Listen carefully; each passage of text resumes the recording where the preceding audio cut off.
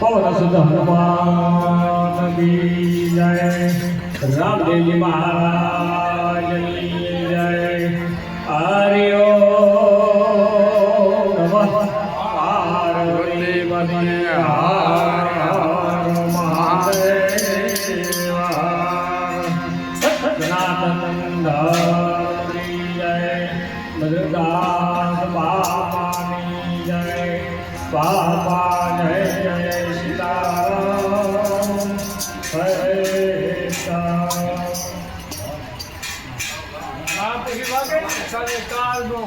ના ના અમુક સાહિત્યમાં પહેલા સંગીત વાગવા માંડે બાપભાઈ. હર હર બોલા શંભો તમારે ધૂન લાગે. વાહ હર હર બોલા શંભો તમારે ધૂન લાગે. વાહ તારે ધૂન લાગી ભોલા, તારે ધૂન લાગી.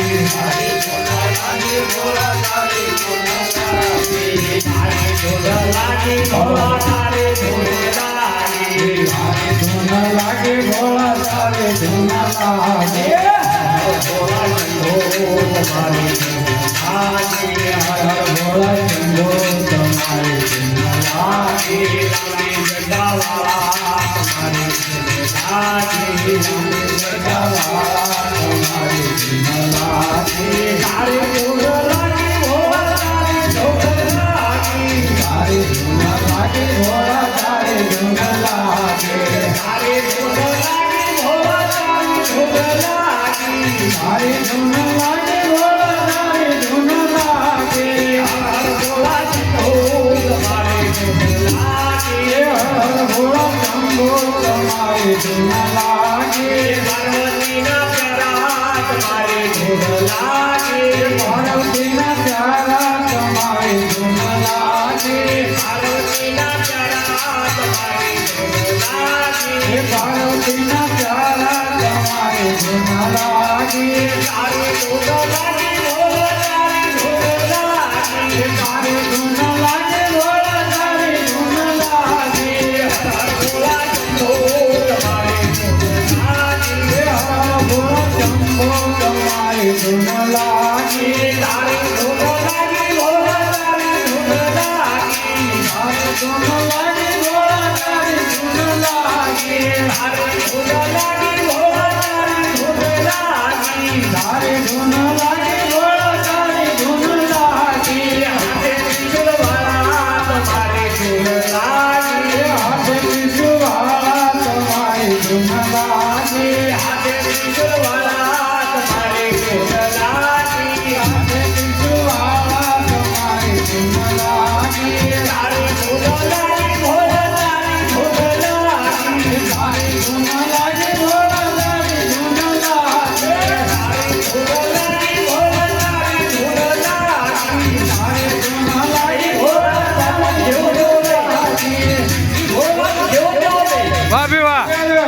હા, નારદજી જ્યારે ફરતા ફરતા ફરતા જ્યારે કૈલાસના પર્વત ઉપર આવે છે, ભગવાન શિવ સમાધિમાં બેઠા છે અને મા પાર્વતી છે ઈ ઓટલા માટે બેઠા છે. ત્યાં નારદે આવીને કીધું કે મા કેમ છે મા, કે અમને તો બધું સારું છે પણ નારદ તમે નારદ વગર અહીંયા ઠકો ઠાવ નહીં. વાહ વાહ. તમારા મનમાં કઈક વાત હોવી જોવે તો જ તમે ઠકો ઠાવ, અગર તમે ઠકો ઠાવ નહીં. અને તેથી નારદે કીધું કે માં ખોટું ન લાગે તો વાત કરું. કરો કરો. કે ત્યારે માં પાર્વતીએ કીધું નારદ આ તો દેવાજી દેવ મહાદેવનો દરબાર છે, અહીંયા ક્યારેય ખોટું લાગે નહીં. તમારા આ મનમાં જે કાંઈ વાત હોય એ વાત તમે મને કરો. અને એટલે એને કીધું કે મારા દાદા કરે જ છે એટલે કે ઈ તો સમાધિમાં બેઠા, હવે કાંઈ નથી કેટલા વર્ષે લાગી. એટલે નારદે કીધું કે મારા મનમાં સવાલ છે એનો મારે જવાબ જોવે છે. અને તેથી નારદે માં પાર્વતીને વાત કરી કે બા આ તમે જ્યારે પરણીના ભોળાનાથના કૈલાસના પર્વત ઉપર આવ્યા પછી તમારે અને મહાદેવને કેવું ભળે છે કે અરે નારદ દુનિયામાં આ કોઈ પંક્તિને ન ભળે એવું અમારે ભળે છે. મને બધી વાત પ્રભુ મને બધી વાત કરે છે, એક પણ વાત મારાથી છુપાવતા નથી.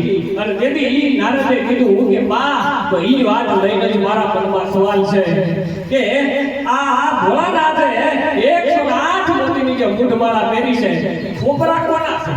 છોકરા કોના છે? અને મા પાર્વતીએ વિચાર કર્યો કે અરે આ વાત કોઈથી કરી નહીં, બાકી બધું કીધું પણ આ કોઈથી કીધું નહીં. અને તેથી એ નારદને કીધું કે નારદ આ વાત તો મને ખબર નથી પણ હું જાણી લઈ.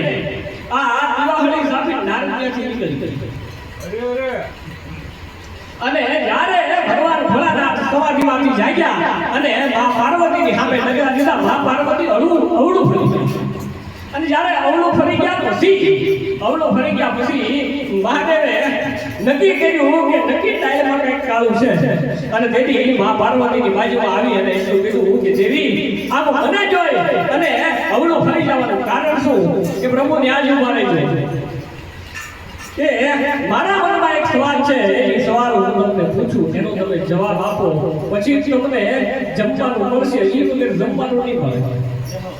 અને તેથી ભોળાનાથે મા પાર્વતીને કીધું કે સતી તમે આ કૈલાસના પર્વત ઉપર મારી સાથે પરણીને આવ્યા છો, તમારો અધિકાર છે, તમારો હક છે, તમારા મનમાં કોઈ પણ વાત હોય, જે કઈ વાત હોય મને કરો, એટલે ઈ વાતનો હું તમને જવાબ આપીશ. અને તેથી મા પાર્વતીએ એટલું કીધું કે તમારા ગળામાં 108 મોતીની જે મૂઢમાળા છે એમાં આ જે માથા છે કોના?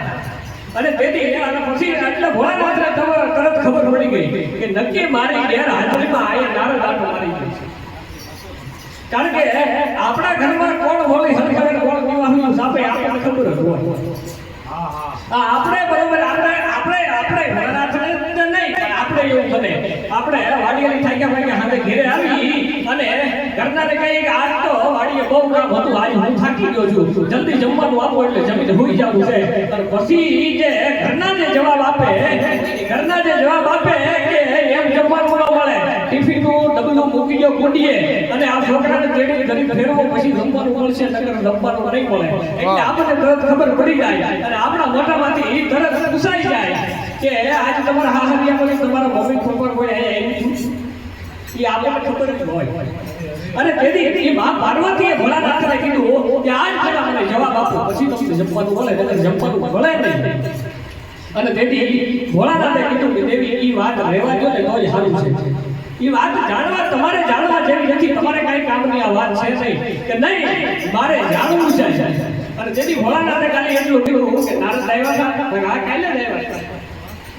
અને એ નારદે આ સવાલ કર્યો છે કે આ 108 મોતીની જે મૂઢમાળા છે એમાં આ માથા છે કોના? તેથી ભોળાનાથે કીધું કે દેવી તમારા 9 લાખ જન્મા ધરતી ઉપર થયા છે, 9 લાખ લગડિયાળી 9 લાખ જગદંબા ધરતી ઉપર જન્મી છે અને 9 લાખ તમારા અવતાર થયા છે અને ધરતી ઉપર જે જન્મ લે એને જાવું પડે. કોઈ અમર છે નહીં, એક વાર ધરતીમાં જન્મ લ્યો એટલે એક લાયકથી પાછું જવું પડે. અને તેથી ભોળાનાથે એટલું કીધું કે તમારો જ્યારે જન્મ થાય, તમારું જીવન જ્યારે પૂરું થાય અને તમારો દેહ મરી જાય ને ત્યારે તમારી સીતા સાથે એમાંથી રાખવાથી તમારું મસ્તક ગોતી અને હું આ મારી મૂઢમાળામાં પહેરું છું. આ 108 મોતીની જે મૂઢમાળા છે ને ઈ બધાય માથા ઈ મસ્તક બધાય તમારા છે, આ તમારા અને મારા પ્રેમની નિશાની છે. અને તેથી ઈ ભોળાનાથે એટલું કીધું. અને અત્યારે આપણે એવું બને કે આખી જિંદગી રામજી મંદિરનો પૂજારી હોય, આખી જિંદગી રામની પૂજા કરે અને પછી જ્યારે એનો દેહ પડે ત્યારે કોઈ આવી એમ નથી કીધું કે આને આખી જિંદગી આ પૂજારીએ ભગવાન રામનું ભજન કર્યું છે, ભગવાન રામની આરતી કરી છે, આજે રામ મંદિરમાં સમાધિ આપો, આવું કોઈ નથી કીધું. કૃષ્ણ ભગવાનના મંદિરનો કોઈ પૂજારી હોય અને ઈ જ્યારે અવસાન થાય ત્યારે કોઈ એવું નથી કીધું કે આખી જિંદગી આને કૃષ્ણની પૂજા કરી, આને કૃષ્ણ મંદિરમાં અને ઠાકર મંદિરમાં સમાધિ આપો. એક જ ભગવાન ભોળાનાથ એવો છે, તમારો દેહ પડી ગયા પછી તમને અવાજ કરે કે બાપ હવે તારી આ દુનિયામાં કોઈને જરૂર નથી, હવે તું મારી પાસે લે, હું સંસારમાં વાહ બે વાહ જય હો. તારી જે રાખ છે, તારા શરીરની પંચભૂતની જે રાખ છે એ મારો સરકાર છે, તું મારે છે. વાહ બે વાહ. હવે તને કોઈ નહીં કરે. અને એના માટે એટલા માટે ઈ ભગવાન શિવ છે, એટલા માટે આ શરીર એકડી બાબુ તારી ધૂન લાગી ભોળા, તારી ધૂન લાગી, તારી ધૂન લાગી ભોળા, તારી ધૂન લાગી, ધૂન લાગી ભોળા, તારી ધૂન લાગી,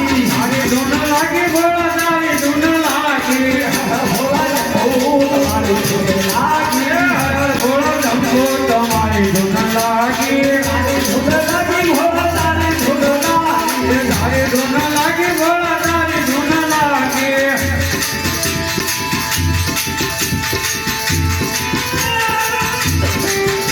અરે અરે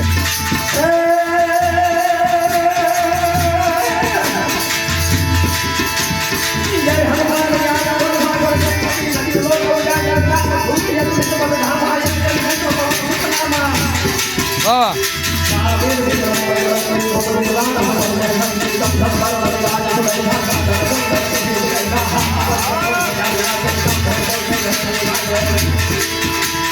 શંકર તો શંકર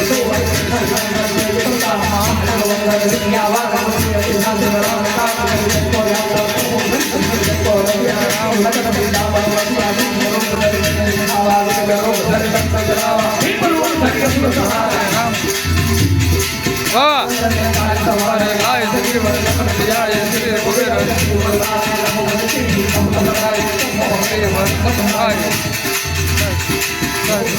સહસ્ત્ર વદન તમારો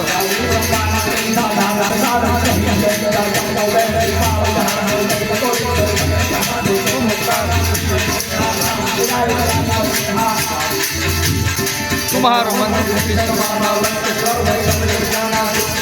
दस पर लीजो ताही मधुर फल जानो प्रभु मुक्ति काम मिलु कुमाई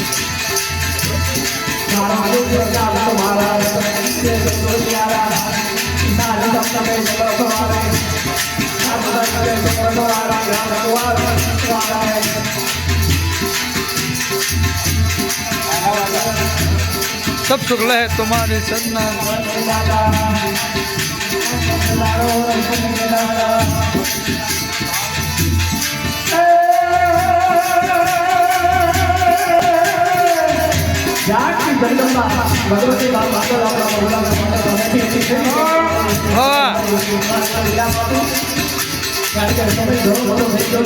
ના ના બરાબર